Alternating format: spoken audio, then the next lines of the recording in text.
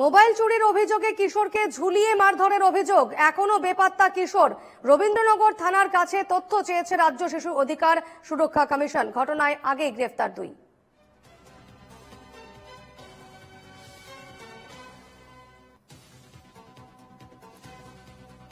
Mobile চুরির অভিযোগে এক কিশোরকে ঝুলিয়ে মারধরের অভিযোগ, এখনো বেপাত্তা ওই কিশোর। রবীন্দ্রনগর থানার কাছে তথ্য চেয়েছে রাজ্য শিশু অধিকার সুরক্ষা কমিশন। ঘটনায় আগেই গ্রেফতার হয়েছেন দুজন।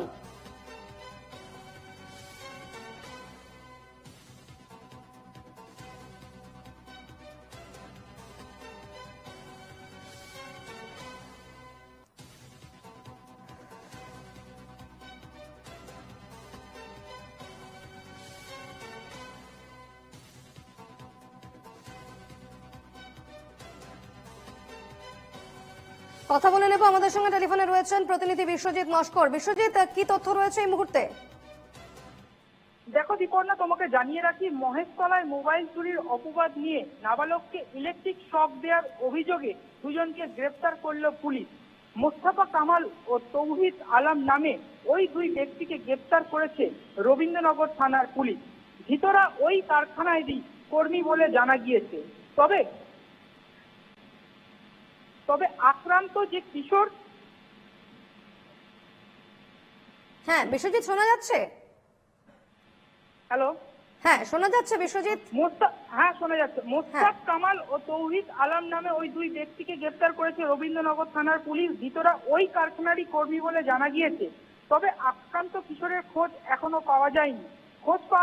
আক্রান্ত কিশোরের কারখানার মালিক তথা মূল অভিযুক্ত শাহেন শাহ নামে যুবককেও গ্রেফতার করতে পারেনি পুলিশ।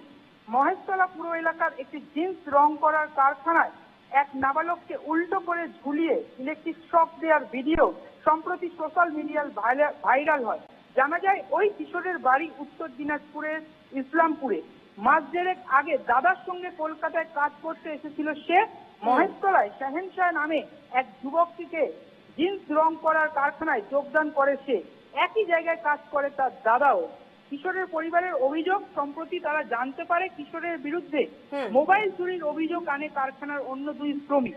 এরপর তাকে 3 দিন ধরে বেধড়ক মারধর করে, কিন্তু কিশোর জানায় মোবাইল ফোন সে চুরি করেনি। কিশোরকে দিয়ে জোর করে চুরির কথা স্বীকার করাতে এরপর তাকে কারখানার একটি কড়ি কাঠে উল্টো করে ঝুলিয়ে এবং কয়েকজন শ্রমিক। তারপর তার হাতে ও পায়ে বিদ্যুতের তার ঠেকিয়ে ইলেকট্রিক শক দেওয়া হয়েছে এবং ইতিমধ্যে দুজনকে গ্রেফতার করলো রবীন্দ্রনগর থানার পুলিশ। সেক্ষেত্রে যেমনটা জানা যাচ্ছে বিশ্বজিৎ, যে রাজ্য শিশু অধিকার সুরক্ষা কমিশন তারা তথ্য চেয়েছে যে ওই যে কিশোরকে ইলেকট্রিক শক দেওয়া হয়েছিল, যাকে চুরির অপবাদ দেওয়া হয়েছিল, সেই শিশুর এখনো কোনো খোঁজ পাওয়া যাচ্ছে না। সে কোথায়, সে বিষয়ে জানতে চেয়েছে রাজ্য শিশু অধিকার সুরক্ষা কমিশন।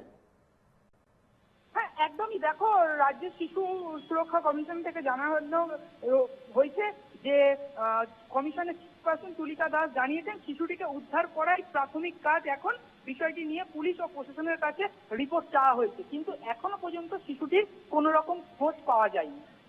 বেশ, এই খবরে নজর রেখো। ধন্যবাদ বিশ্বজিৎ।